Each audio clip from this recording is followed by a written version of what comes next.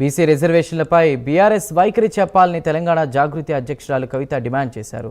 BC రిజర్వేషన్ల జీవోపై case వేసిన మాధవిరెడ్డికి ticket ఎలా ఇస్తారని ప్రశ్నించారు. కేసు వేసిన రోజే దీని వెనుక హరీష్ రావు హస్తం ఉందని చెప్పారన్నారు.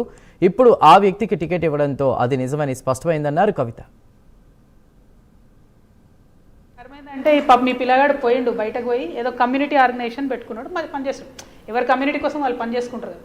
ఆయనను తప్పుదో పట్టించి హరీష్ రావు గారు కేసు వేయించి ఆయనతో పాటు ఇంకొక ఆయనతో ఆ కేసు వేసిన రోజే నేను చెప్పిన దీని వెనుక హరీష్ రావు గారి హస్తం ఉందని.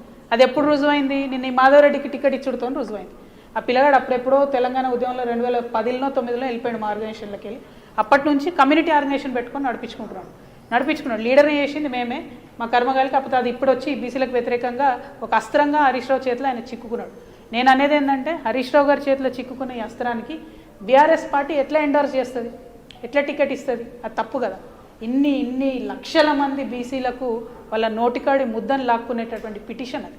అటువంటి దానికి బీఆర్ఎస్ పార్టీ రాజముద్ర వేసి మరీ ఆయనకు టికెట్ ఇవ్వడం అన్నది చాలా అన్యాయం. దీన్ని మేము తీవ్రంగా ఖండిస్తున్నాం.